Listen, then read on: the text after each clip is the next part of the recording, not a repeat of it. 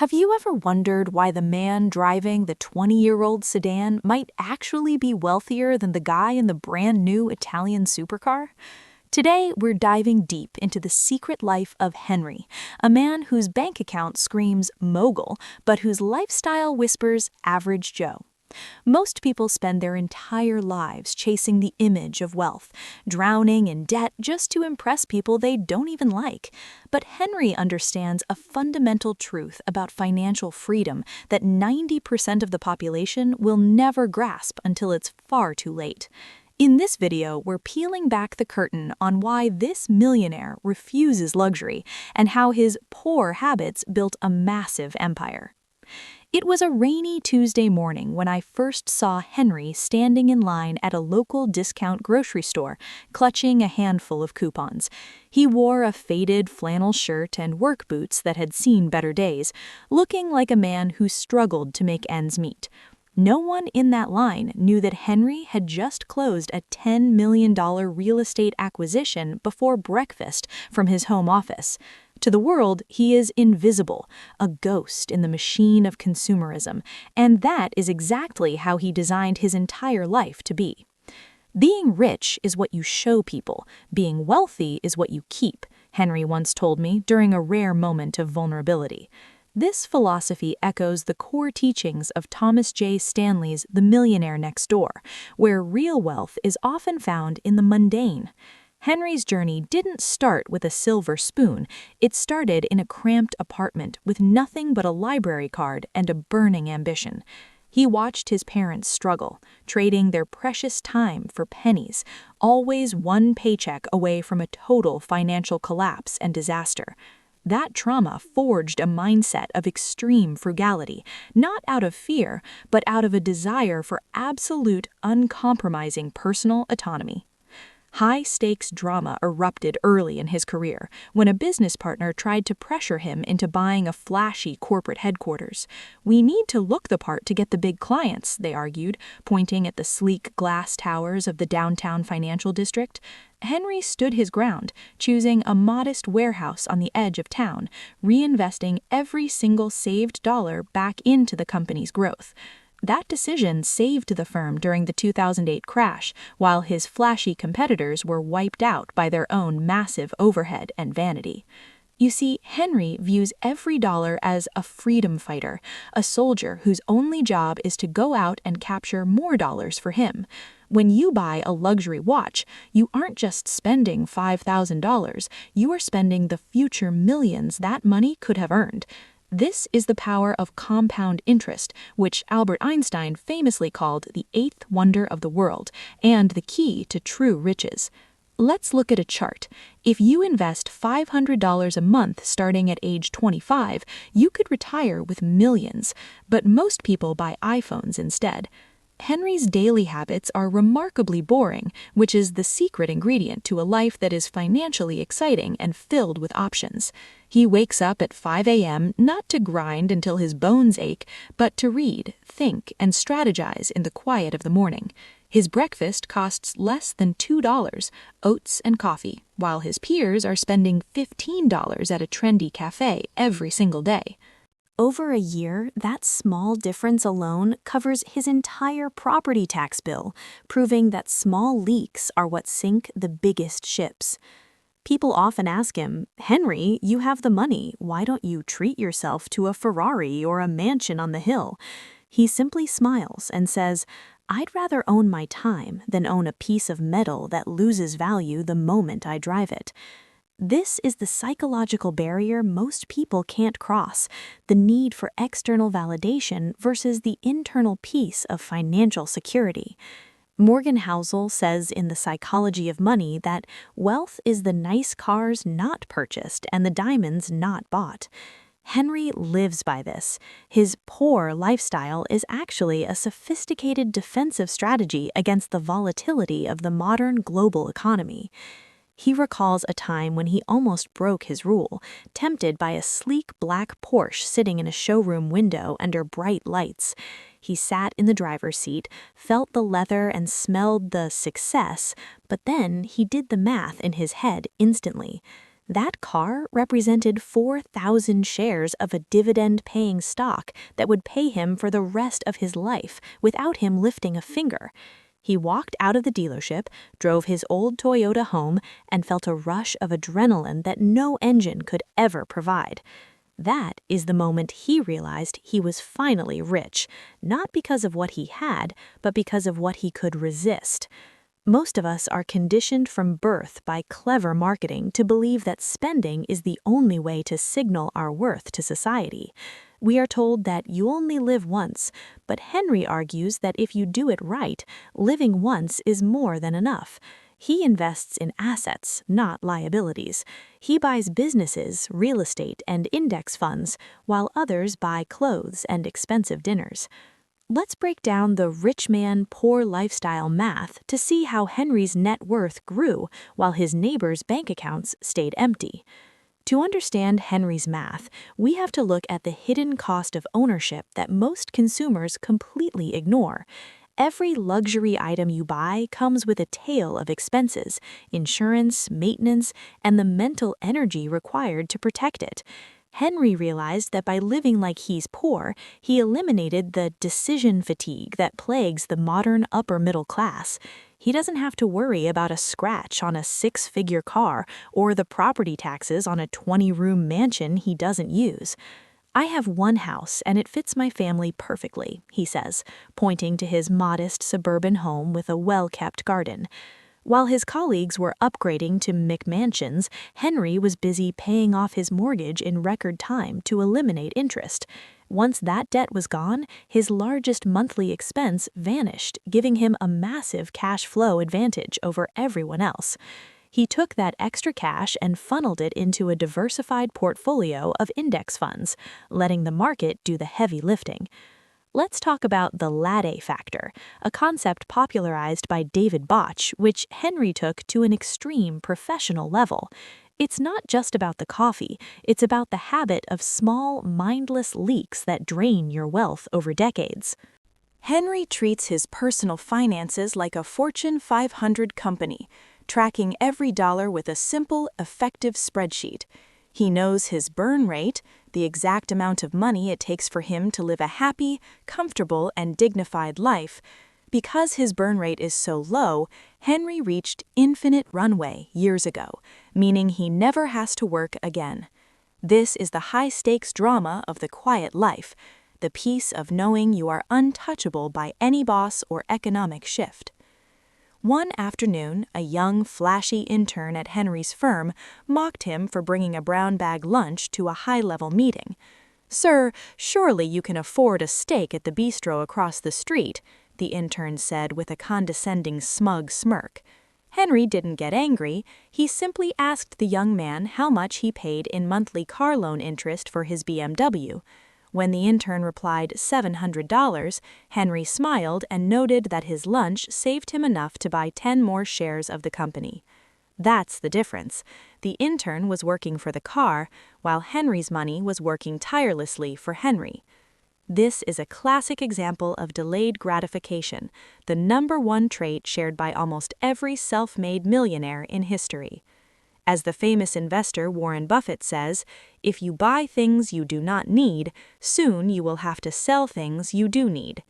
Henry's wardrobe is another secret to his success, a uniform of high-quality, durable basics that never go out of style. By avoiding fast fashion and trends, he saves thousands of dollars and hundreds of hours of decision-making time every year. He buys for utility, not for status, which is a radical act of rebellion in a world obsessed with social media clout. Think about the pressure to keep up with the Joneses. Henry realized the Joneses are actually broke and living on credit. He decided long ago that he didn't want to win a race against people who were running straight toward a financial cliff. His investing habit is simple. He buys assets when they are on sale during market downturns, while others are panicking. Because he lives so far below his means, he always has a war chest of cash ready for any once-in-a-decade opportunity. When the housing market dipped, Henry didn't retreat. He bought 3 more rental properties with cash while prices were low. These properties now provide a steady stream of passive income that covers his modest lifestyle 5 times over. He calls this the safety margin, a buffer that ensures even a total economic collapse wouldn't change his daily routine. Most people live with a safety margin of 0, meaning one car repair or medical bill sends them into a spiral of debt. Henry's poor lifestyle isn't about deprivation, it's about a deep, sophisticated understanding of risk management and long-term survival. He often quotes Benjamin Franklin, "Beware of little expenses. A small leak will sink a great ship." A timeless truth.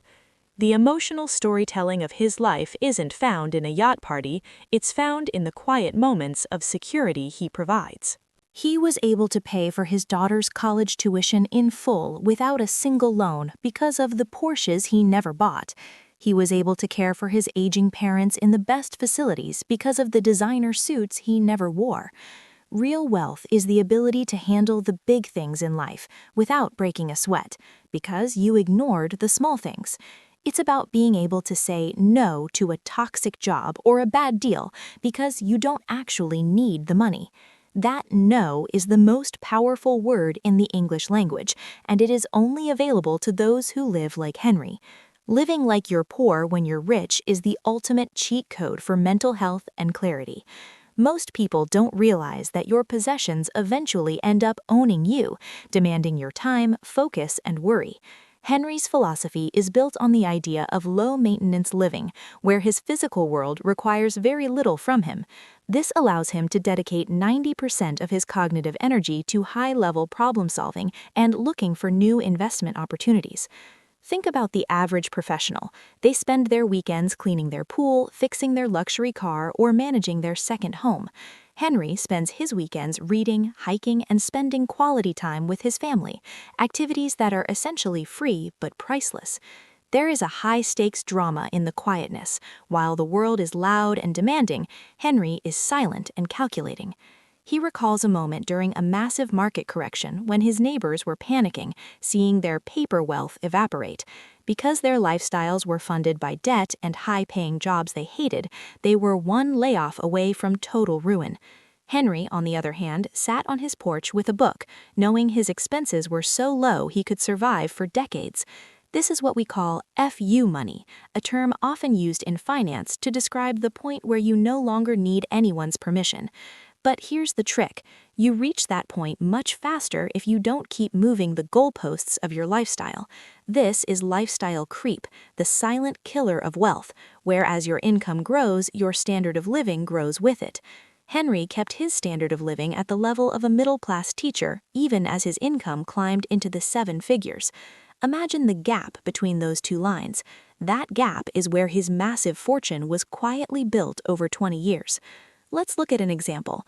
A man making $200K, spending $180K, is poorer than a man making $70K, spending $40K. The second man has more investable surplus, which is the only number that truly matters for long-term wealth creation. Henry's investing habit is boring. He doesn't chase crypto moons or hot tips from people in expensive suits. He buys boring companies that make boring products that people need every single day: soap, insurance, and electricity. He follows the Rule of 72, a simple way to determine how long it takes for your money to double. If you earn a 10% return, your money doubles every 7 years. Henry has seen his wealth double many times over. "I don't need to be the smartest guy in the room," Henry says. "I just need to be the most disciplined." Discipline is the bridge between goals and accomplishment, and Henry's bridge is built out of reinforced steel. He tells a story about his first big check, a $50,000 bonus early in his career that most would use for a down payment on a car. Henry took that check, put it into a low-cost index fund, and literally forgot about it for 15 years. By the time he looked at it again, that $50K had turned into nearly $200K without him lifting a single finger. That $200K bought him his freedom, while a car would have ended up in a junkyard by that time.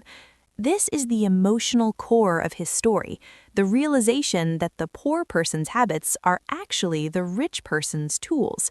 We often think the rich are lucky, but luck is what happens when preparation meets an opportunity you can afford to take.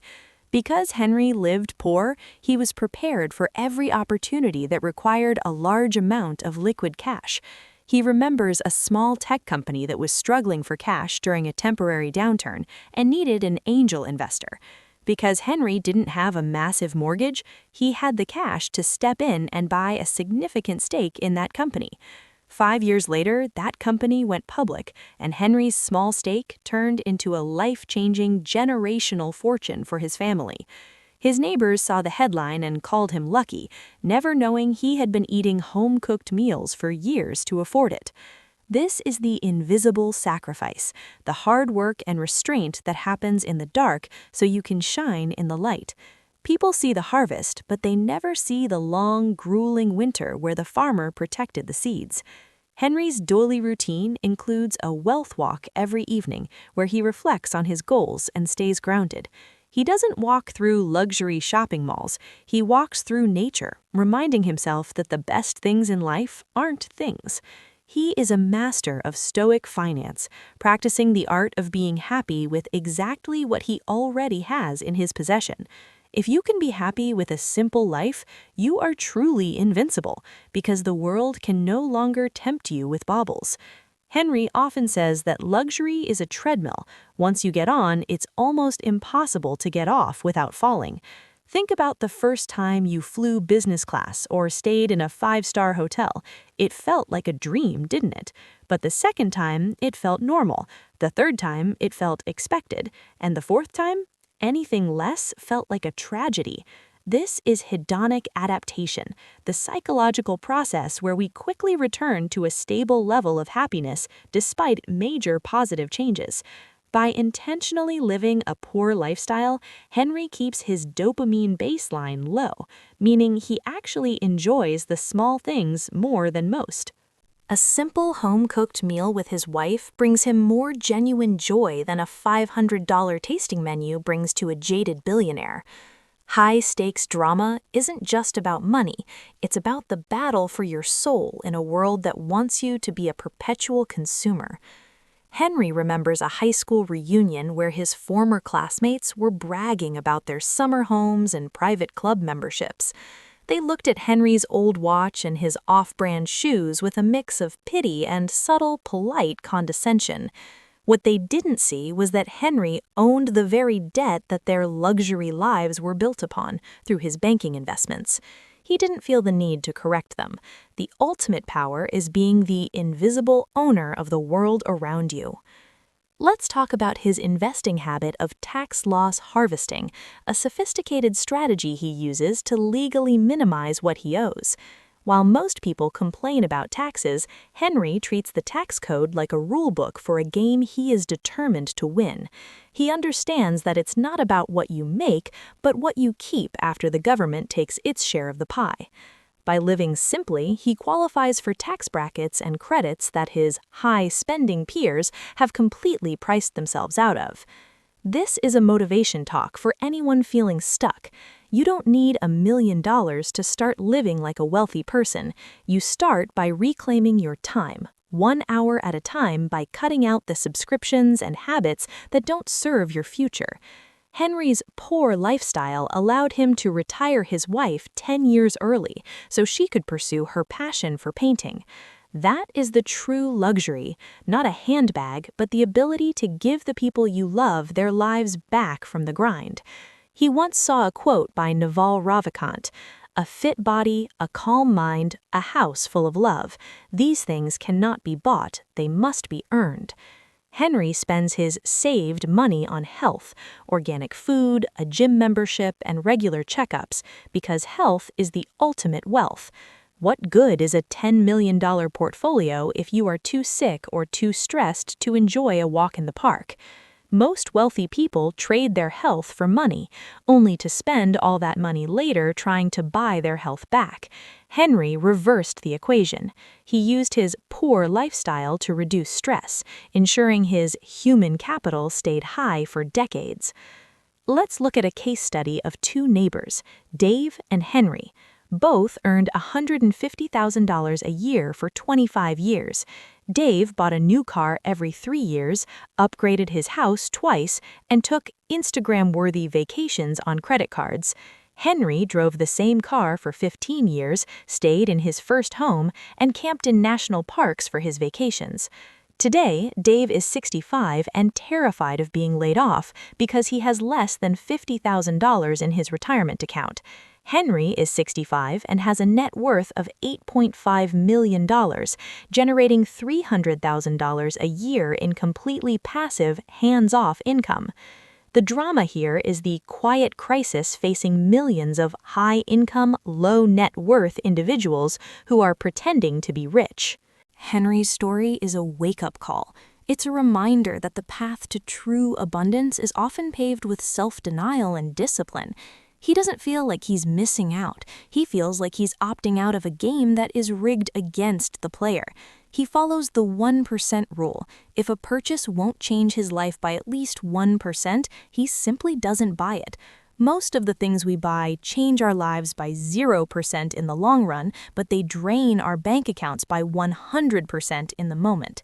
Henry's kitchen is filled with high-quality ingredients, but his appliances are 15 years old and work perfectly fine. He laughs at the smart fridge trend, asking why he needs his refrigerator to tell him the weather when he can look outside. This functionalism is the hallmark of the truly wealthy. They value the utility of an object over the status it provides.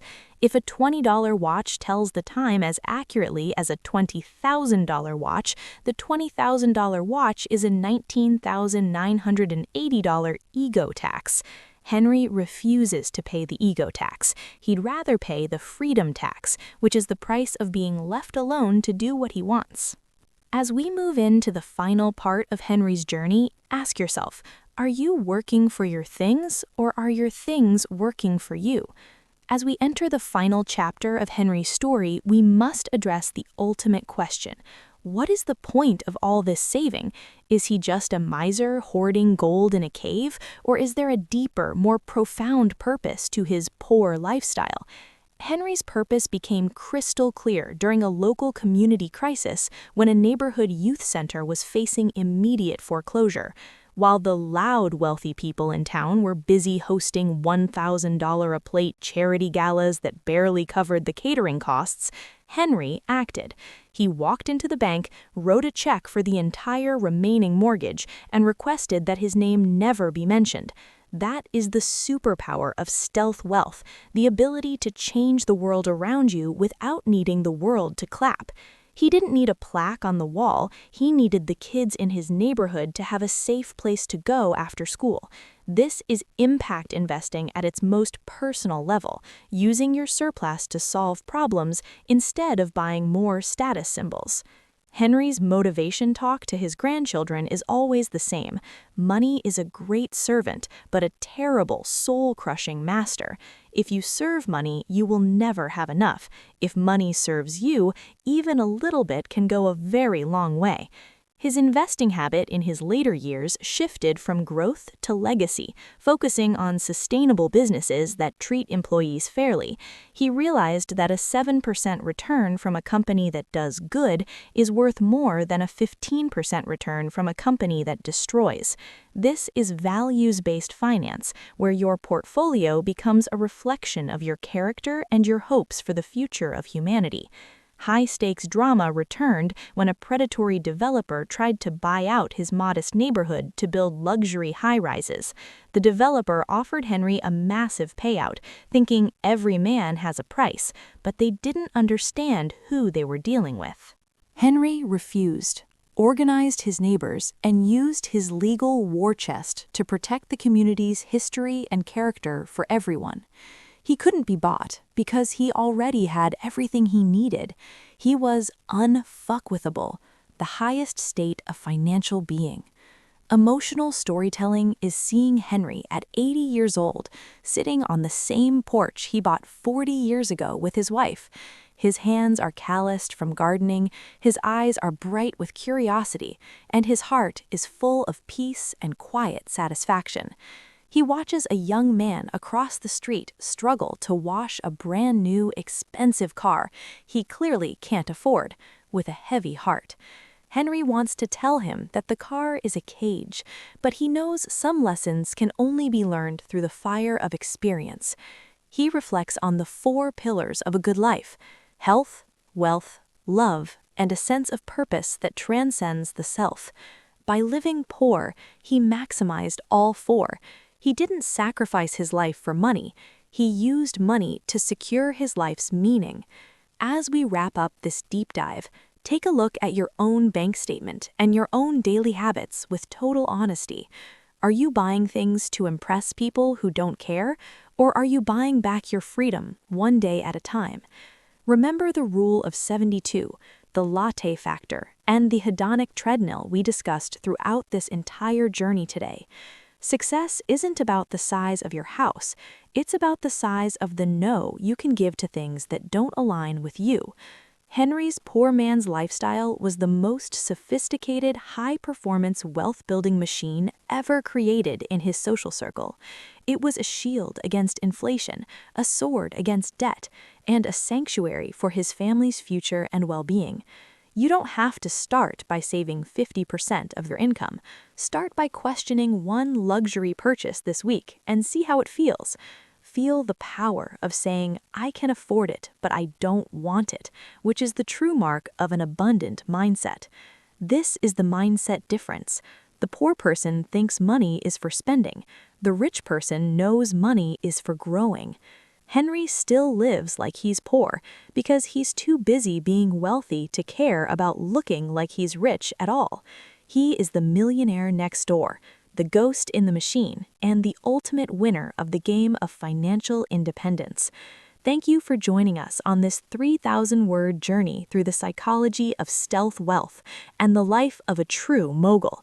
If this story moved you, share it with one person who is currently trapped on the treadmill of consumerism and debt. Subscribe for more deep dives into the habits of the world's most disciplined and successful invisible millionaires and leaders. Invest in yourself, invest in your mind, and remember that your greatest asset is the time you have left on this earth. Henry is out there right now, probably drinking a $2 coffee and planning his next big move in the shadows of the market. The question is, will you join him in the quiet life of the truly wealthy, or keep running for the lights?